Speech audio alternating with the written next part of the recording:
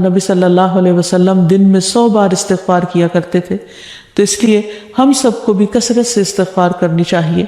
استغفار بیماریوں کا علاج بھی ہے اور اللہ کے عذاب سے بچانے والا بھی، اللہ سبحانہ وتعالیٰ کی رحمت پانے کا ذریعہ ہے، اور پھر بارش کے نزول کا ذریعہ بھی ہے، زراعت میں برکت کا ذریعہ، کبیرہ اور صغیرہ گناہوں سے معافی کا ذریعہ، اچھا اعمال نامہ پانے کا ذریعہ، یعنی قیامت کے دن انسان کو جن کی بخشش ہوگی ان کو خوشخبری دی جائے گی اور ان کا نامہ اعمال جو ہے وہ بہترین نامہ اعمال ہوگا۔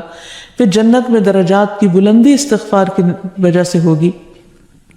تو اس لیے ضروری ہے کہ ہم اٹھتے بیٹھتے اپنے گناہوں کی معافی مانگتے رہیں، اور استغفار کے لیے انسان اپنی زبان میں بھی اللہ تعالیٰ سے بخشش مانگ سکتا ہے، لیکن بہتر یہ ہے کہ اگر انسان قرآنی دعاؤں اور مسنون دعاؤں کا سہارا لے اور ان کو سیکھ بھی لے، کیونکہ یہ ہم سب کی ضرورت ہے۔ سورۃ نوح میں اللہ سبحانہ وتعالیٰ فرماتے ہیں، حضرت نوح علیہ السلام نے اپنی قوم کو استغفار کرنے کو کہا، اور کیا کہا؟ فَقُلْتُ اسْتَغْفِرُوا رَبَّكُمْ، میں نے اپنی قوم سے کہا کہ اپنے رب سے استغفار کرو، اپنے رب سے معافی مانگو۔ تو نتیجہ کیا ہوگا؟ إِنَّهُ كَانَ غَفَّارًا، بے شک وہ بہت زیادہ معاف کرنے والا ہے۔ يُرْسِلِ السَّمَاءَ عَلَيْكُمْ مِدْرَارًا، تم پر آسمان سے خوب بارشیں برسائے گا، آسمان کو تم پر برسنے والا بنا دے گا۔ وَيُمْدِدْكُمْ بِأَمْوَالٍ وَبَنِينَ، تمہیں مال اور بیٹوں سے مدد دے گا۔ وَيَجْعَلْ لَكُمْ جَنَّاتٍ، تمہارے لیے باغات بنائے گا۔ وَيَجْعَلْ لَكُمْ أَنْهَارًا، اور تمہارے لیے نہریں جاری کر دے گا۔ آپ دیکھیں کہ ایک انسان کی خواہش کیا ہوتی کہ اس کو کیا کچھ ملے، یعنی رہنے کا مقام اور حالات جو ہیں وہ پرسکون ہو، پھر اس کے بعد یہ کہ مال ہوں، بیٹے ہوں، باغ ہوں، اور زندگی کی اور آرائشیں اور نعمتیں ہوں۔ یہ ساری چیزیں کہاں سے ملتی ہیں، کیسے ملتی ہیں؟ استغفار سے ملتی ہیں۔ عام طور پر لوگ پریشان ہوتے ہیں، دکھی ہوتے ہیں۔ مثلا ایک شخص ایک بزرگ کی محفل میں آیا اور اس نے کہا کہ میرے حالات بہت تنگ ہیں، مجھے بہت پریشانی ہے، میرا رزق بہت تنگ ہے، تو آپ مجھے کوئی وظیفہ بتائیے۔ تو انہوں نے اس کو کہا کہ کثرت سے استغفار پڑھو۔ دوسرا آیا، اس نے کہا بچوں کی شادی نہیں ہوتی، تو آپ نے اس کو بھی کیا بتایا کہ کثرت سے استغفار کرو۔ تیسرا آیا تو کہنے لگا کہ بہت قحط سالی ہے، فصلیں اچھی نہیں ہوتی، تو آپ نے اس کو بھی استغفار کا بتایا۔ تو کسی نے ان سے پوچھا کہ بھائی 3 لوگ آپ سے 3 ڈیفرنٹ مسئلے لے کر آئے ہیں، اپنی پریشانیاں لے کر آئے ہیں، آپ نے تینوں کو ایک ہی چیز بتائی ہے۔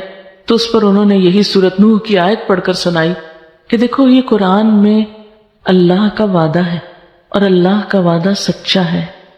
اللہ تعالیٰ کی بات سے بڑھ کر سچی بات کس کی ہو سکتی ہے؟ ہمارے پڑھنے میں کمی کوتاہی ہو سکتی ہے، لیکن اللہ کی بات میں کوئی شک نہیں۔ ذالک الکتاب لا ریب فیہ، یہ وہ کتاب ہے جس میں کوئی شک نہیں۔ لیکن یہ ہے کہ بعض اوقات ہم خود پڑھنے میں کوتاہی کر دیتے ہیں، تو جن کا رشتہ نہ ہو رہا ہو وہ بھی، جن کا ہو چکا ہو اور شادی کے پرابلمز ہو وہ بھی، جن کا ہو چکا اور پھر بچے نہ ہو وہ بھی، ان سب کے لیے ایک ہی وظیفہ ہے، اور وہ کیا ہے؟ استغفار کا۔ پھر اسی طرح ایک اور جگہ پر ایک اور پیغمبر نے اپنے لوگوں سے کہا وَاسْتَغْفِرُوا رَبَّكُمْ ثُمَّ تُوبُوا إِلَيْهِ إِنَّ رَبِّي رَحِيمٌ وَدُودٌ، اپنے رب سے معافی مانگو اور اس کی طرف پلٹ آؤ، بے شک میرا رب رحیم ہے اور اپنی مخلوق سے بہت محبت رکھتا ہے۔ یعنی جب کسی بندے پر کوئی تکلیف آتی ہے تو ایسا نہیں کہ اللہ تعالیٰ اس پر خوش ہوتے ہیں اور جان بوجھ کے ستانا چاہتے ہیں بندوں کو۔